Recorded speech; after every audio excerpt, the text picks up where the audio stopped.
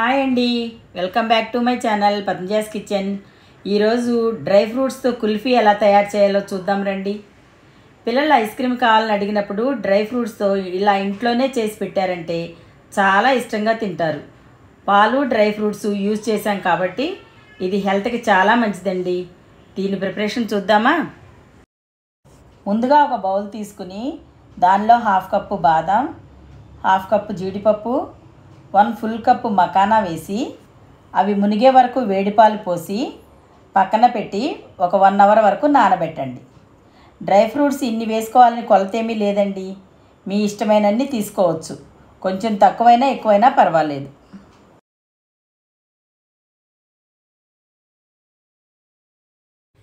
ఇప్పుడు స్టవ్ వెలిగించి ప్యాన్ పెట్టుకుని అడుగు అంటకుండా కొన్ని వాటర్ పోసి దానిలో 1/2 లీటర్ క్రీమ్డ్ మిల్క్ పోసి 10 నిమిషాలు మరగనివ్వండి.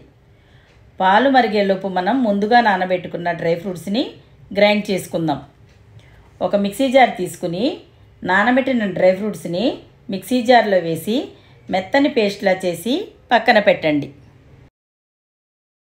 ఇప్పుడు మరుగుతున్న పాలల్లో ఒక చిటికెడు కుంకుమ పువ్వు వేసి బాగా కలిపి ఒక 5 స్పూన్స్ షుగర్ పాలకు యాడ్ చేసి షుగర్ కరిగే వరకు కలుపుతూ ఉండండి. ఇప్పుడు దీనిలో మనం పేస్ట్ చేసి పెట్టుకున్న డ్రై ఫ్రూట్స్ మిశ్రమాన్ని వేసి అంతా పాలల్లో కలిసేటట్టు బాగా కలపండి. దీనిని మరో 5 నిమిషాలు మరిగించి 1 స్పూన్ యాలకుల పొడి వేసి బాగా కలిపి పాలు చిక్కబడి ఈ కన్సిస్టెన్సీలో ఉన్నప్పుడు దించి 2 గంటలు పూర్తిగా చల్లారనివ్వండి. 2 గంటలు చల్లారిన తర్వాత ఎంత చిక్కగా అయిందో చూడండి.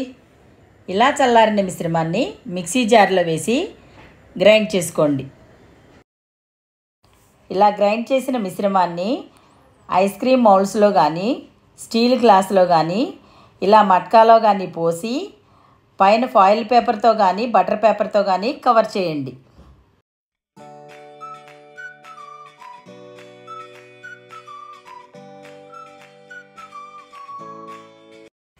నేను గ్లాసును బటర్ పేపర్తో కవర్ చేశానండి.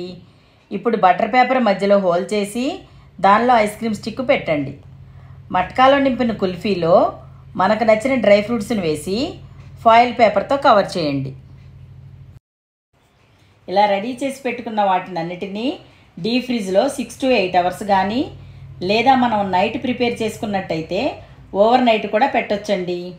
నేను ఓవర్ నైట్ అంతా పెట్టాను. ఇప్పుడు వీటిని తీసి ఒక వాటర్ ఉన్న బౌల్లో 5 సెకండ్స్ పెట్టి కుల్ఫీని డీమోల్డ్ చేయండి. లేదంటే 2 చేతుల మధ్య 5 సెకండ్స్ రబ్ చేయండి. ఈజీగా కుల్ఫీ గ్లాస్ నుండి వచ్చేస్తుంది.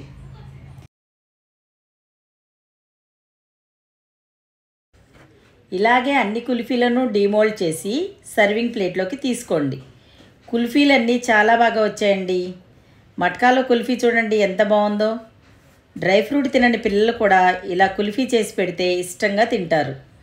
హెల్దీ అండ్ టేస్టీ కుల్ఫీ ఇంట్లోనే ఇలా తయారు చేసుకుని అందరూ ఎంజాయ్ చేయండి. మా వీడియో మీకు నచ్చినట్లయితే లైక్ చేయండి, షేర్ చేయండి, సబ్స్క్రైబ్ చేయండి.